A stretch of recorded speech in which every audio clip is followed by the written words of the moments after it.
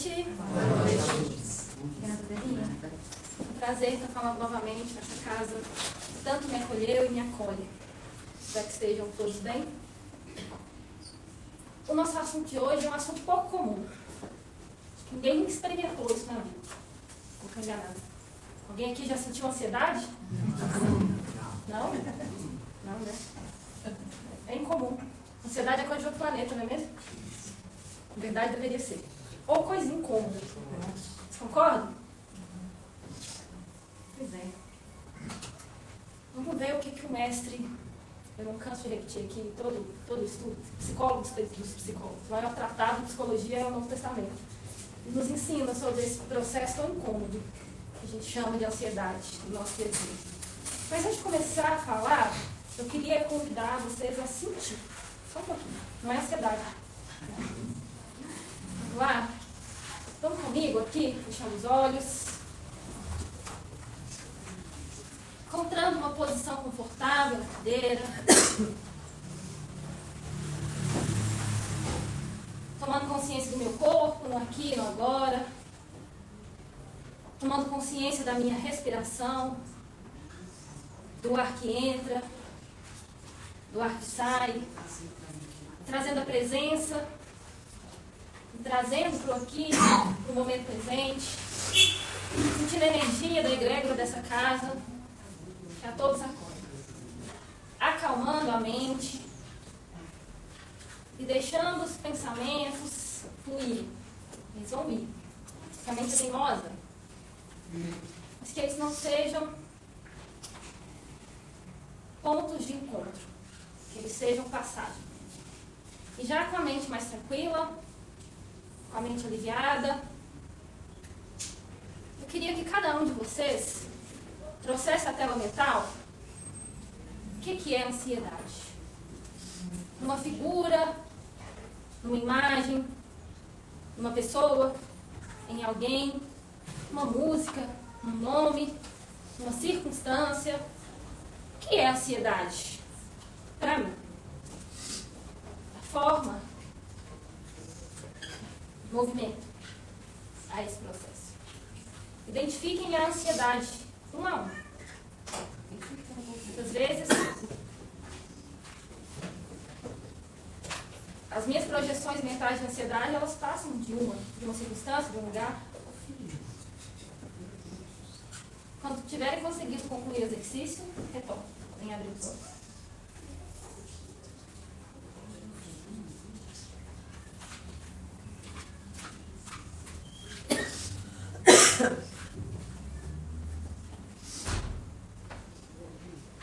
Alguém conseguiu vislumbrar o que é ansiedade? O que nesse momento eu chamo de ansiedade? Ninguém? Conseguiu dar forma a essa emoção, sentimento? Sim, não, alguns mais ou menos. Conseguiu dar nome. Conseguiu dar nome? Alguém gostaria, desculpa, de compartilhar a experiência? Não? É difícil, né? Confrontar conosco mesmos. Pois é. O que é ansiedade? Embora ela seja um nome cada vez mais comum numa sociedade cada vez mais acelerada e desconectada de si mesma como a nossa, ela é individual e intransferível de cada um. A ansiedade, ela tem um nome, muitas vezes ela tem um cheiro, um gosto, um lugar. Por quê? Ansiedade é uma sensação física. A gente poderia colocá-la no campo do sentimento. E a gente compreende que ela nasce de dois pontos específicos. Um deles é o medo. E o outro é a preocupação. O medo e a preocupação juntos, eles geram essa sensação de cômodo que faz o mundo ficar apertado para mim, não é isso? Parece que eu cresço, que eu não dou conta de estar dentro de mim ou em qualquer outro lugar. O mundo fica apertado para mim. Fica mesmo. Porque eu não estou aqui. Eu estou brigando, eu estou lutando com uma realidade futura. E aí eu já perdi. Porque se está no futuro, eu sou impotente. É uma guerra que eu travo comigo mesmo. Com a minha projeção. E as nossas projeções, elas são sempre muito mais catastróficas do que a realidade, aparente. O ansioso é aquele que se ocupa previamente de uma situação hipotética construída pelo medo. E o medo faz uma formiguinha virar um elefante. Sabe aquele barulho na cozinha? Que é uma instalada de geladeira, fogão, armário. E é um barulhinho. Mas o meu medo faz que seja um estrondo. E aquele barulhinho virou uma pergunta. Nossa, o que é isso? Só que a pergunta não ficou só no que é isso. Eu já tive a resposta, que é um ladrão. E aí, ao passo que eu respondi que é um ladrão, eu já também já respondi, ele vai me matar. E eu acreditei nisso. E muito mais que acreditar nisso, o meu corpo respondeu a isso. E aí o meu corpo entrou num lugar muito específico, que é o que a gente chama de luta ou fuga. Quando você está frente a um risco iminente na sua vida, você tem um mecanismo de defesa que é seu, que diz nossa preservação da espécie, em que a gente tem duas reações. Eu estou na frente de um cachorro bravo, eu tenho duas expressões. Ou eu luto, ou eu fujo. Se eu luto, o meu cérebro vai entender que eu preciso de mais circulação sanguínea nos meus membros inferiores, superiores e inferiores, para me gerar força. Então eu vou contrair a minha musculatura para eu enfrentar. Vou dilatar a minha pupila. Se eu fujo, é a mesma coisa. Ele vai tirar toda a tensão da minha mente, dos meus órgãos superiores e mandar para a minha perna. Eu preciso de força lá naquele momento. E aí o meu corpo, ele está fazendo esse mesmo processo inteiro, com o instalar do fogão, que eu já entendi que era um bandido que me mandava. Porque é um processo que começou lá na minha fantasia, sustentado pelo medo. E aí eu vou viver ansiedade física. Vocês têm sintomas ansiosos? Taquicardia, sudorese, seca, altura, dor de cabeça. Meu corpo responde a isso. Mas se a gente fizer o caminho contrário, o que o meu corpo está respondendo? Ao meu medo. Que gerou uma construção da realidade catastrófica. Só que a gente não sente somente essa ansiedade pontual em relação ao perigo iminente. O motivo da nossa ansiedade, a ansiedade, embora seja um tema que todo mundo briga, como curar a ansiedade, como se livrar da ansiedade, ela é necessária. Medo é necessário. Nossas emoções não são vilões. Elas só são ajustadas à realidade, à presença. A ansiedade a qual hoje nós sofremos não é a ansiedade pontual. É a ansiedade da vida. Da vida que eu planejo não ser a vida que eu vou viver. A minha ansiedade, e em alguns casos até a gente tem casos pontuais, assim, são necessários serem olhados, mas do ser comum, como diz um amigo querido, de nós, meros comedores de arroz e feijão, a ansiedade é a ansiedade do futuro. E essa ansiedade do futuro, ela está baseada em um sentimento sutil, que a gente pode até não identificar, que incomoda. O que vocês acham que seja? Uma dica? Alguém? O que me faz buscar, tentar um futuro que eu não sei se eu posso obter? Alguém? Coragem. Coragem é o ego. Ego. O que está por trás do ego? O que mais? Aí se encaixa o medo. Sim, o medo é a base. O medo está no campo das emoções. As emoções é esse mundo projetado em mim. A figura do cachorro me traz medo.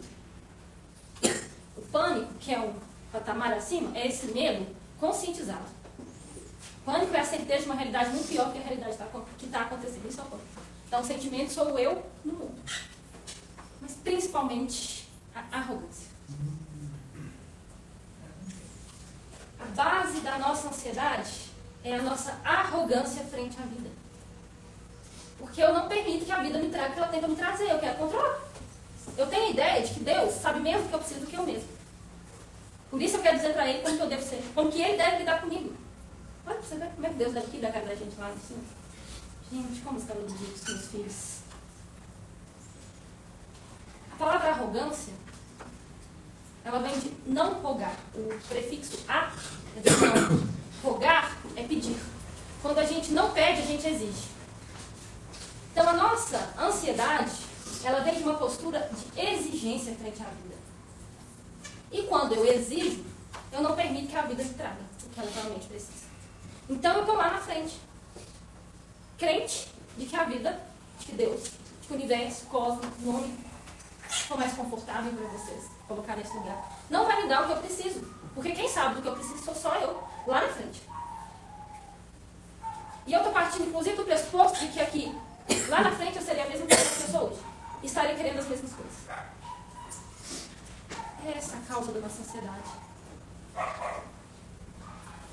E aí, essa ansiedade, ela se sustenta também numa outra circunstância muito peculiar. Porque não é só a vida, da vida em si, que a gente tem medo que não dê certo. Mas que os nossos planos não deem certo. Não é só a vida é muito abstrata, mas é os nossos planos. Que aquele carro que eu quero, daquela cor, daquele jeito, não me chegue. Que aquele curso não me chegue. Que aquela pessoa não me chegue. Que aquele trabalho não me chegue. E eu estou sempre lá, no não. E é o que a gente vai ver hoje com a parábola do sonhador. E aprender aqui um pouquinho com Jesus sobre a necessidade de respeitar o fluxo da vida, para germinar os nossos planos. Vamos voltar um pouquinho então, aqui em Marcos. Marcos, capítulo 4, versículo de 1 ao 12. Outra vez, Jesus começou a ensinar junto ao mar. E ajuntou-se grande multidão. Marcos traduz mar, mas a tradução de Mateus, ela é interessante, porque Mateus diz rio. E Jesus se assentou à beira do rio. Ajuntou-se grande multidão, de sorte que entrou e assentou-se no barco, afastando-se da praia. E toda a multidão estava em terra, à beira-mar, na praia. É interessante, a gente começa por aqui. Cristo não dizia ou fazia nada aleatório. Não tem uma só palavra solta nisso aqui. É tudo uma simbologia e uma metáfora. Tanto que isso é atemporal. É tão atual quando foi naquela época e será daqui a milênios. Porque isso diz da essência do humano. Diz da prática. O que é o mar? A qual o evangelista se refere? Alguém tem alguma ideia? O que é a metáfora? No rio, no mar? Por que, ao invés de estar lá na praia, falando com todo mundo em pé, Cristo estava balançando no mar lá, dentro do barco? Será que é mais gostoso estar aqui me divertindo enquanto eu falo? O que vocês acham? Sim, não, talvez?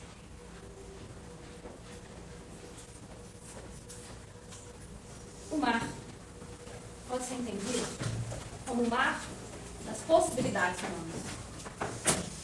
E a partir disso, ele constrói todo um caminho do trabalho da ansiedade.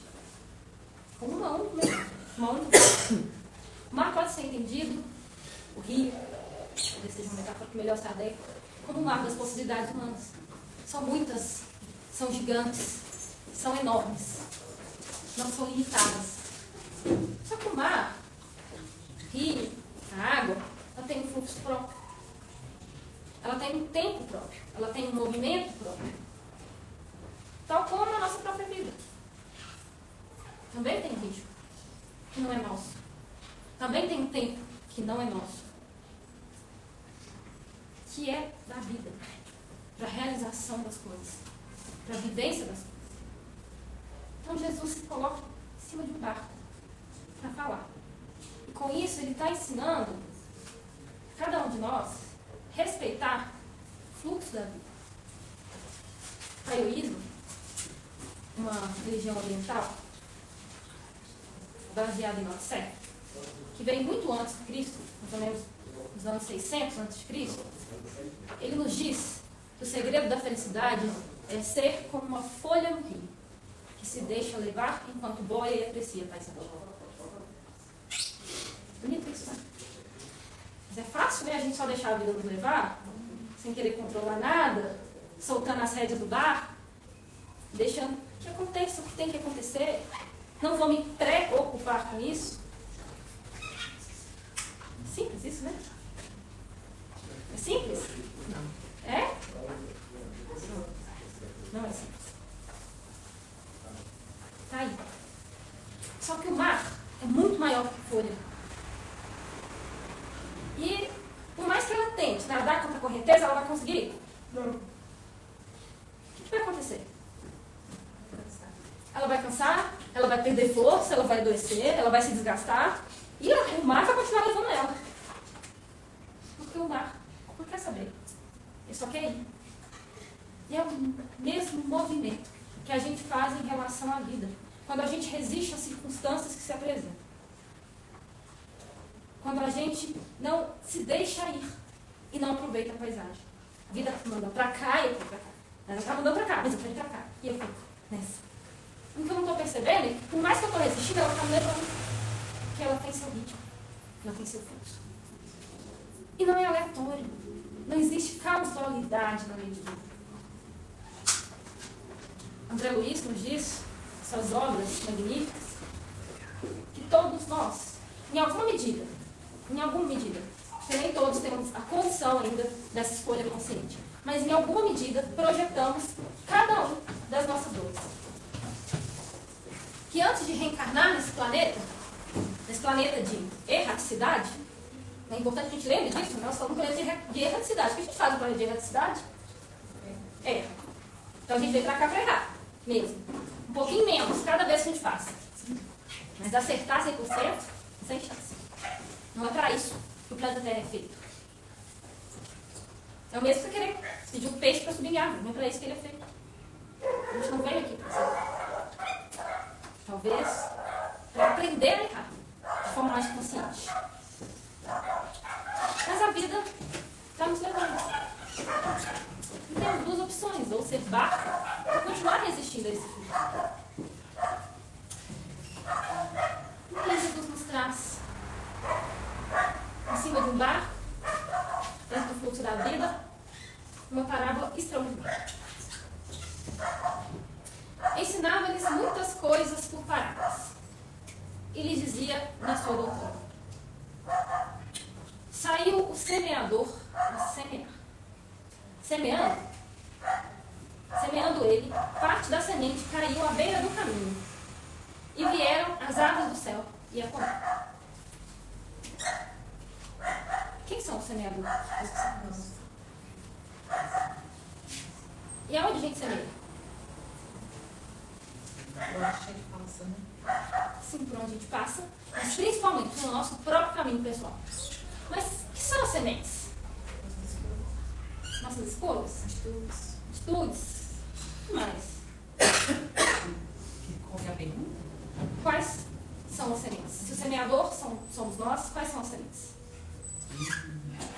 Sentimentos, pensamentos, experiências, palavras. Tudo isso poderia ser fruto dessa semente. Mas as nossas sementes são os nossos projetos.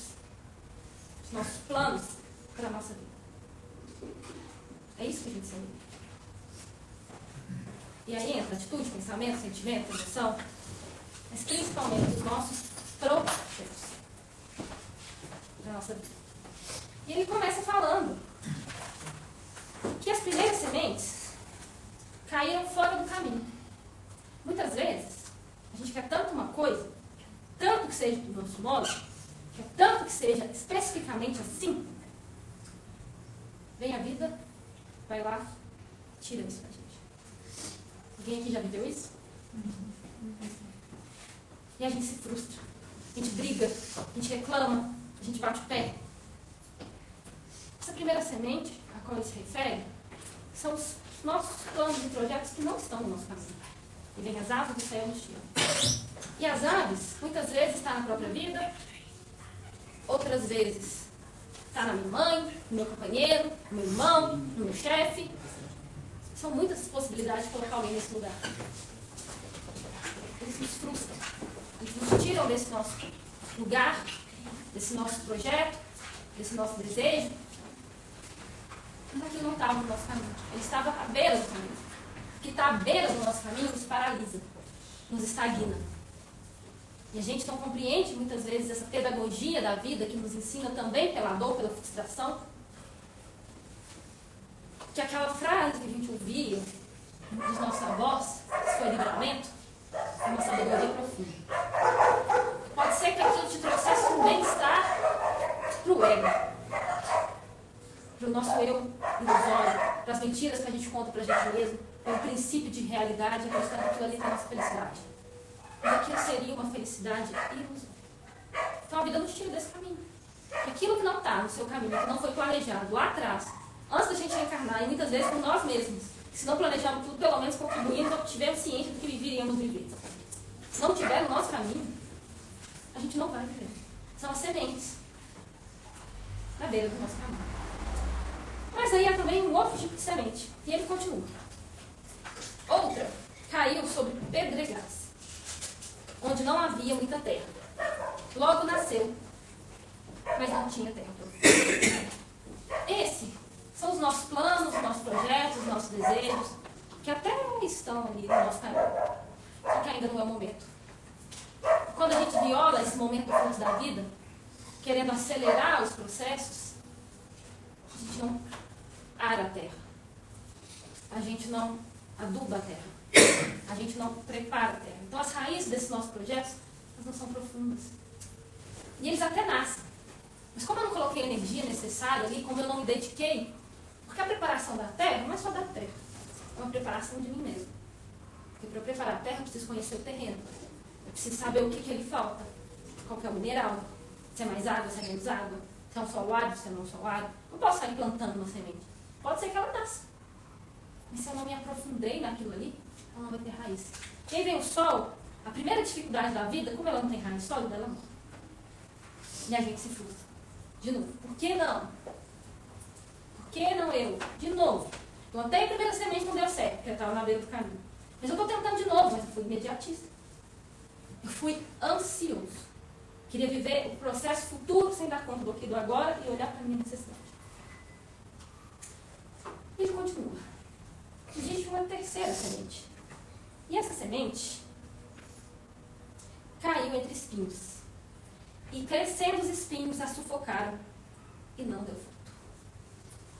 O que são esses espinhos? Quais são os espinhos? Alguém falou? Dificuldades? Adversidades? Os conflitos. Nossas limitações. Eu acho que as dificuldades estariam na segunda terra, que é o sol, que é externamente. Agora, nessa terra, ela passou pelos dois crivos da vida. Ele está no meu caminho. Tem terra fértil para que ele produza, para que ele cresça. Terra está boa para ficar raízes. Eu esperei o tempo, eu conheci o terreno. Mas eu não abri mão das minhas limitações, das minhas dificuldades. E aí entra o meu desespero, aí entra as minhas crenças limitantes, que eu não dou conta, de que eu não posso, de que eu não sou suficiente. Aí entra as minhas projeções de fracasso passada, que eu coloco nessa. E é tantas as minhas próprias dificuldades, que aquele meu projeto de vida, ainda que esteja no meu caminho, tenha uma terra fértil, tenha criado raiz, cresceram, foram sufocados os meus espinhos. Porque eu tive coragem de confiar. Confiança requer coragem. Confiança é entrega. É abrir mão do controle e me deixar fluir no rio da vida. E acreditar. fiar com a vida não é me desresponsabilizar e deixar a vida me levar, a vida levar ele. Mas é fazer o meu possível, acreditando, aceitando, confiando que tem uma regência divina maior, de puro amor e bondade que vai trazer para fora. Com certeza. Porque Deus nos aprova do seu amor por nós todos os dias. Não é suficiente. Nós estamos arrogando, exigindo e não pedindo. Eu acompanho uma paciente no consultório há um tempo. E ela tem uma questão muito interessante assim, nas queixas. Ela está sempre se envolvendo em relacionamentos que não frutificam, que não caminham. E é interessante como essa parábola se aplica à vida dela. Alguns já estão totalmente fora do caminho dela. Ela gosta, ela idealiza, ela quer viver aquilo, é uma pessoa que, nossa, vale a pena. 2 vezes que eu saí, que eu conheci, não dá. Não dá, não é isso, não quero. O outro simplesmente vai embora também. Alguns outros, ela está comigo há um tempo, até poderiam estar nesse caminho, que é o que ela está construindo para a vida dela, enquanto desejo o que eu quero viver. Até está em consonância ali, tem alguma similaridade dos projetos dela, esse outro, que ela tem encontrado nesse caminho. Mas a ansiedade de que seja a pessoa certa é tanta que ela quer viver algo sem fazer raiz. E aí aquilo até começa a desenvolver, a ter um relacionamento com as pessoas específicas, mas não tem raiz. E no primeiro problema, o problema fica grande demais. Porque eu não sei quem é esse outro. Eu já quero viver algo com ele que eu não sei se ele dá conta. Eu não o conheci. Eu não conheci qual a sua terra, quais as suas necessidades, quais os seus planos, quais os seus projetos. Eu não me conheci dentro das minhas próprias expectativas para aquele relacionamento. Eu só quis ir. Então, por mais que pudesse ser uma semente fértil, ela não arou a terra própria e a terra do relacionamento. Porque há sempre, dentro de uma relação, 3 terras para serem vislumbradas, cuidadas, estudadas, avaliadas, conhecidas. A minha terra pessoal. Qual que é o meu solo hoje? Ele é fértil, ele é infértil, ele precisa ser regado, ele precisa de quê? Precisa de afeto, precisa de cuidado. O que é o meu solo? E se esse solo precisa desses nutrientes, o solo dele tem para me oferecer? E o solo dele, o que ele precisa? O meu tem para me oferecer?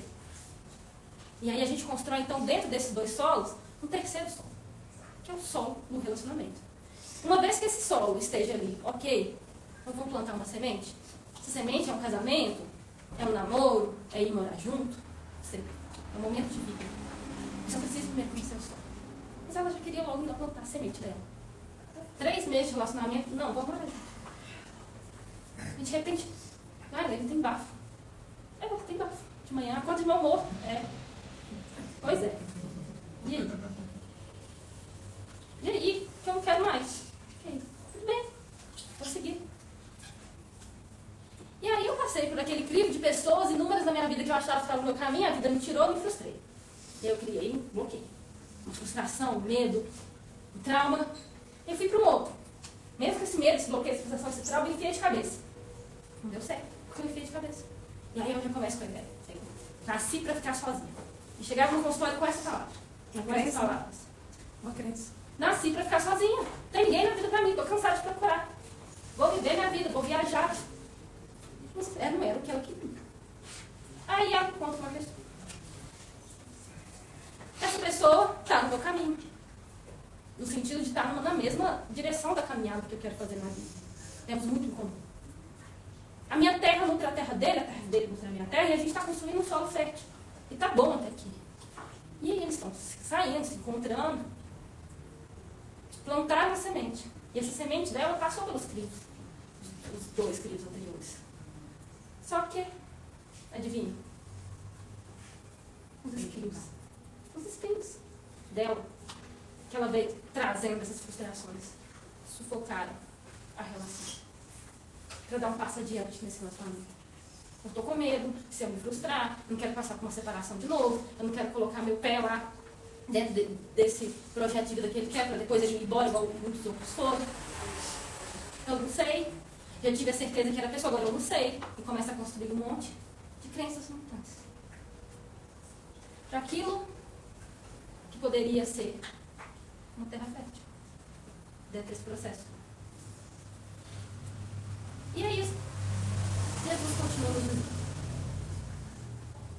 Outra caiu em boa terra e deu frutos, que vingou e cresceu, produzindo a 30, a 60, a 100 por um. O que ele está dizendo aqui?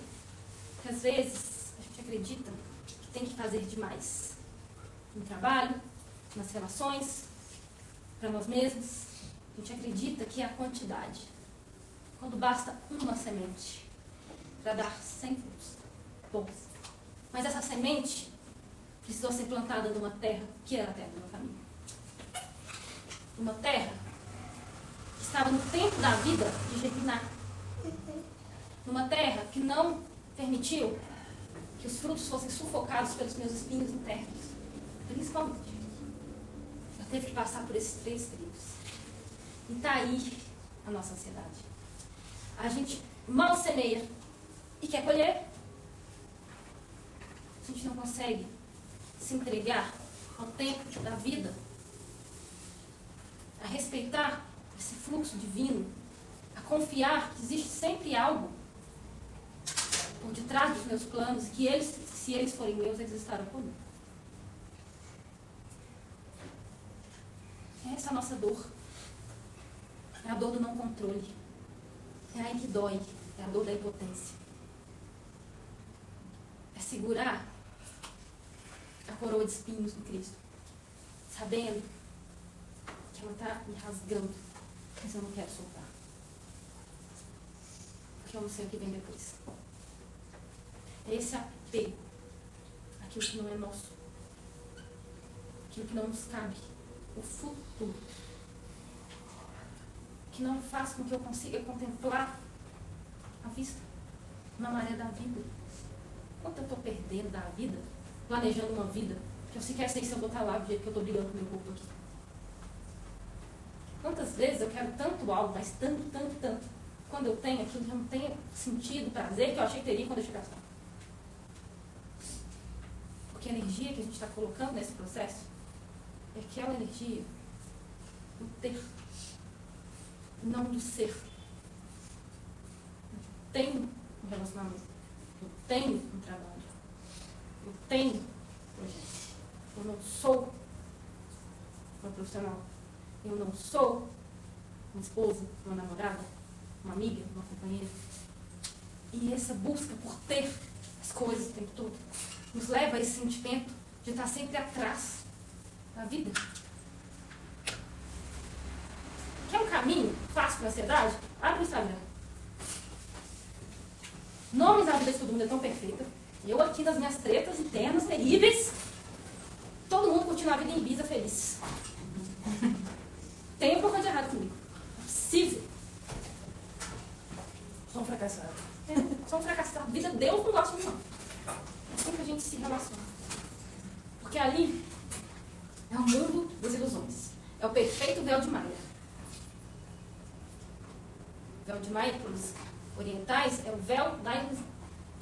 É aquilo que a gente floreia, que a gente constrói, que a gente mostra. É a foto da blogueira de filtro. Acorda com ela às 6 horas da manhã para ver se é aquilo que você está vendo. Não é. Porque a vida real é real. E a gente briga com ela. Só que a blogueira está lá também tomando ansiolítico. Cheia de ansiedade. Porque ela também não acredita no que vê. Que não é real. Ou não dá conta muitas vezes de si mesma. Às vezes é só um personagem, né? E ela sabe disso. Sempre é um personagem, né? Às vezes. E de tanto personagem eu me perdi. Uma outra paciente, na fila da beleza, acho que ela passou umas 3 vezes e ficou. Ela realmente é muito bonita, muito. Dentro dos padrões sociais de beleza, ela atende muitos e muitos dos critérios. E a pergunta dela é: que mais sou além da minha face? Que mais sou além do meu corpo? Que mais? Só aprendi a ser isso. Que mais sou? E aí esse corpo nunca tá bom. O procedimento estético nunca é suficiente. A foto nunca está perfeita. Eu nunca sou real. Porque eu não estou dando conta de aceitar a minha terra, que é essa e não aquela. E que bom Porque a terra que nasce jaca não nasce tâmara. Imagina se só nascesse jaca. Quanto perderíamos tamarindas? Tem um livro lindo que diz essa frase. Eu estou apaixonada por tâmara. Mas se só tivesse tâmara para eu comer, detestar. Bom, porque é na diversidade que consiste a verdadeira beleza. Queria terminar esse nosso estudo de hoje com um texto do nosso querido Chico, que diz assim: que eu não perca. Que Deus não permita que eu perca o romantismo, mesmo sabendo que as rosas não falam. Que eu não perca o otimismo, mesmo sabendo que o futuro que nos espera pode ser que não seja assim tão alegre. Que eu não perca a vontade de viver, mesmo sabendo que a vida é em muitos momentos dolorosa.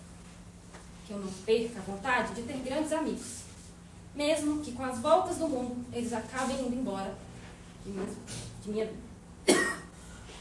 Que eu não perca a vontade de ajudar as pessoas, mesmo que muitas delas sejam incapazes de ver essa ajuda, ou até mesmo de retribuí-la. Que eu não perca o equilíbrio, mesmo sabendo que inúmeras forças querem que eu caia. Que eu não perca a vontade de amar, mesmo sabendo que a pessoa que eu mais amo pode não sentir o mesmo sentimento por mim. Que eu não perca a luz e o brilho no olhar, mesmo sabendo que muitas coisas que verei no mundo escurecerão meus olhos. Que eu não perca a garra, mesmo sabendo que a derrota e a perda são dois adversários extremamente perigosos. Que eu não perca a razão, mesmo sabendo que as tentações da vida são inúmeras e deliciosas. Que eu não perca o sentimento de justiça, mesmo sabendo que o prejudicado possa ser eu. Que eu não perca o meu forte abraço, mesmo sabendo que um dia meus braços estarão fracos. Que eu não perca a beleza e a alegria de ver, mesmo sabendo que muitas lágrimas brotarão dos meus olhos e escorrerão por minha alma. Que eu não perca o amor por minha família, mesmo sabendo que ela muitas vezes me exigiria esforços incríveis para manter a sua harmonia. Que eu não perca a vontade de doar este enorme amor que existe no meu coração, mesmo sabendo que muitas vezes será submetido e até mesmo rejeitado. Que eu não perca a vontade de ser grande, mesmo sabendo que o mundo é pequeno e acima de tudo. Que eu jamais esqueça que Deus me ama infinitamente. Que um pequeno grão de alegria e esperança dentro de cada um é capaz de mudar e transformar qualquer coisa, pois a vida é construída nos sonhos, concretizadas no amor. Que eu não perca a vontade de conhecer a minha terra, para que ela seja fértil. Gente, muito obrigada pela paciência e pelos ouvidos de vocês. Muito obrigada.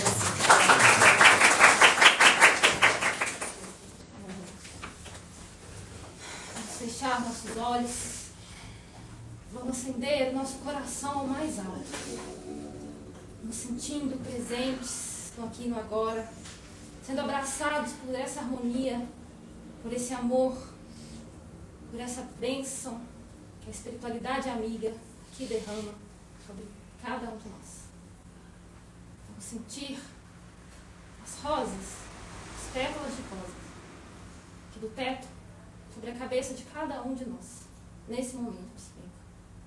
Que esse perfume possa ressoar em nossos corações e que junto dele possamos voltar para dentro e sentir em nós todo o amor crístico que aqui dentro existe.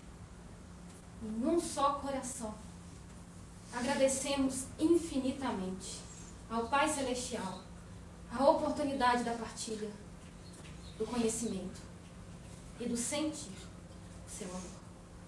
Que saibamos nos dobrar frente à vida, que os nossos joelhos não se enrijeçam frente às dificuldades, que possamos nos conectar com o Filho da vida, que a todos nós conduz ao retorno do Pai, tendo a consciência de que Ele não desampara nenhum de seus filhos, e que estamos todos nós no mesmo caminho, e regidos pela mesma lei, a lei do amor.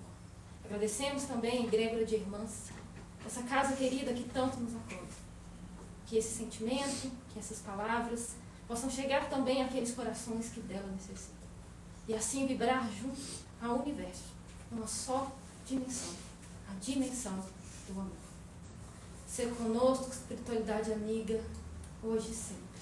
Que assim seja. Que assim seja.